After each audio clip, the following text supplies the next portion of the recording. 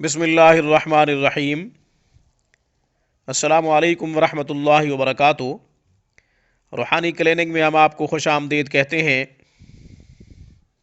آج ہم گفتگو کر رہے ہیں ان لوگوں کے بارے میں جو غم زدہ ہیں، حزن و ملال ان کے اندر پایا جاتا ہے، دکھوں سے بھرے ہوئے ہیں، ان کے دکھ دور نہیں ہو رہے، سکھوں میں نہیں بدل رہے، ان کی مشکلات آسانیوں میں تبدیل نہیں ہو رہی۔ ہر وقت آنسو رخسار پر ٹپکتے رہتے ہیں، آنکھیں بہتی رہتی ہیں۔ جو اتنا زیادہ دکھی ہو اسے چاہیے کہ وہ اللہ کے زیادہ سے زیادہ قریب جائے، اللہ کو پکارے، کیونکہ تمام مشکلات اللہ کی طرف سے آتی ہیں، تمام غم اللہ کی طرف سے آتے ہیں۔ اگرچہ ہماری خطاؤں کا نتیجہ ہوتے ہیں، ہمارے گناہوں کا وبال ہمارے اوپر آیا ہوا ہوتا ہے، اس پر ہمیں زیادہ سے زیادہ استغفار بھی کرنا چاہیے۔ قصور ہمارے اپنے ہوتے ہیں جو ہمارے اوپر غموں کے بادلوں کی مثل منڈلا رہے ہوتے ہیں۔ ہم یہ سمجھتے ہیں کہ غم صرف اللہ کی طرف سے آ رہے ہیں، مشکلات اللہ کی طرف سے آ رہی ہیں۔ یاد رکھیے، تمام علماء امت کا یہ عقیدہ ہے کہ اچھائی کی نسبت اللہ کی طرف کرنی چاہیے اور شکرانے کے نوافل بھی ادا کرتا رہے۔ جس کو اللہ تبارک و تعالی خوشی سے نوازے، خوشی اللہ کی طرف سے سمجھے، اپنی قابلیت نہ سمجھے۔ کوئی مصیبت یا غم آ جاتا ہے یا کوئی دکھ آ جاتا ہے تو اپنی طرف منسوب کرے اور اپنی خطا سمجھے، اپنا گناہ سمجھے، اپنا قصور سمجھے۔ اللہ جل شانہ کی طرف غموں کی نسبت کفر ہے، مشکلات کی نسبت اللہ کی طرف کرنا کفر ہے۔ اللہ جل شانہ کسی کو غم میں مبتلا کرتے ہیں تو اس کے اپنے قصوروں کی وجہ سے، اس کے اپنے گناہوں کی وجہ سے، اس کی اپنی خطاؤں کی وجہ سے، یا پھر ہم اللہ کی محبت اللہ سے مانگ رہے ہوتے ہیں، اللہ کا تعلق مانگ رہے ہوتے ہیں، اللہ کا قرب مانگ رہے ہوتے ہیں، جو بہت بڑی نعمت ہے۔ ہمارے اعمال اتنے زیادہ نہیں ہوتے کہ محبت الہی حاصل ہو جائے، قرب الہی حاصل ہو جائے، اللہ کا تعلق حاصل ہو جائے۔ ہمارے اعمال تو اتنے زیادہ نہیں ہوتے، پھر اللہ جل شانہ آزمائش میں مبتلا فرما دیتے ہیں مومن کو۔ مومن آزمائش کی وجہ سے روتا ہے، پکارتا ہے، اللہ جل شانہ کے سامنے گڑ گڑاتا ہے، روتا ہے۔ اللہ جل شانہ اس کے آنسوؤں کی قیمت دیکھتے ہیں اور پھر اس کے عوض، اس کے بدلے اللہ جل شانہ اپنا تعلق عطا فرما دیتے ہیں، اللہ اپنی محبت عطا فرما دیتے ہیں، اللہ اپنا قرب عطا فرما دیتے ہیں۔ کچھ پتہ نہیں کہ یہ غم ہمارے لیے آزمائش ہے یا پھر ہمارے لیے عذاب ہے، ہمارے لیے وبال ہے یا پھر آزمائش ہے، کچھ پتہ نہیں ہوتا۔ اس لیے میں قرآن کریم سے ایک وظیفہ بتا رہا ہوں، غموں سے چھٹکارے کے لیے، دکھوں سے چھٹکارے کے لیے،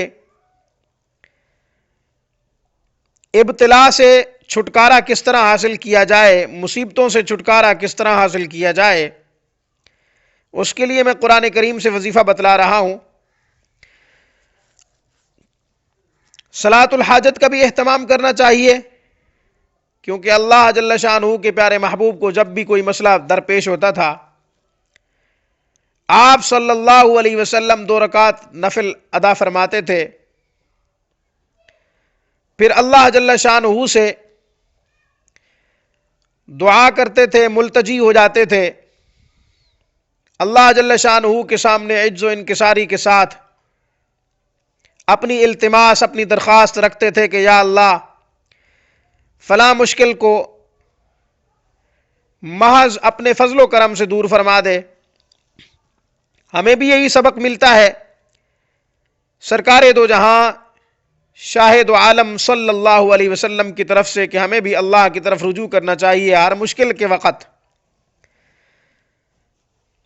کوئی بھی دکھ آئے، کوئی بھی غم آئے، رجوع الی اللہ کے علاوہ کوئی اور چارہ نہیں، مسلمان صرف اللہ کی طرف رجوع کرے۔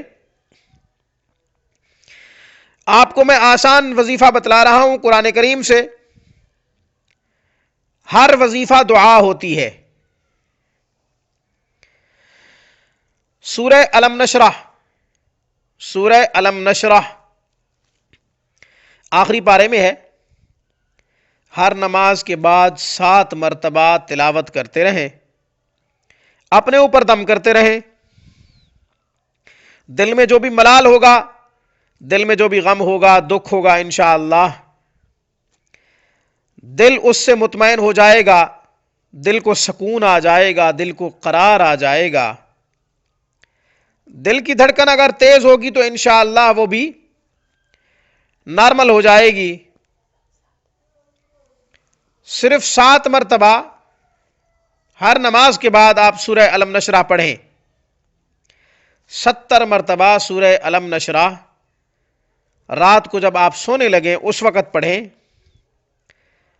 5 نمازوں کے بعد 7 مرتبہ، فجر کے بعد بھی 7 مرتبہ، ظہر کے بعد بھی 7 مرتبہ، عصر کے بعد بھی 7 مرتبہ، مغرب کے بعد بھی 7 مرتبہ، عشاء کے بعد 7 مرتبہ، نماز کے بعد 7 مرتبہ پڑھ لینی ہے فرضوں سے فراغت کے بعد۔ پھر جب سونے لگے تو 70 مرتبہ سورہ الم نشرح کی تلاوت کریں۔ انشاءاللہ غموں سے نجات مل جائے گی، انشاءاللہ دکھوں سے نجات مل جائے گی۔ یہ عمل سیدنا حضرت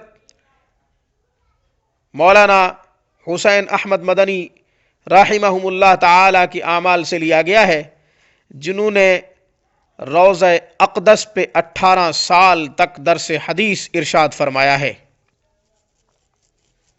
یہ ان کی اعمال سے میں نے لیا ہے یہ عمل۔ انشاءاللہ آپ کو بھی بڑا فائدہ پہنچے گا۔ میں سورہ الم نشرح آخر میں تلاوت کر دیتا ہوں۔ اعوذ باللہ من الشیطان الرجیم، بسم اللہ الرحمن الرحیم۔ الم نشرح لک صدرک ووضعنا عنك وزرك الذي أنقض ظهرك ورفعنا لك ذكرك فإن مع العسر يسرا إن مع العسر يسرا فإذا فرغت فانصب وإلى ربك فارغب۔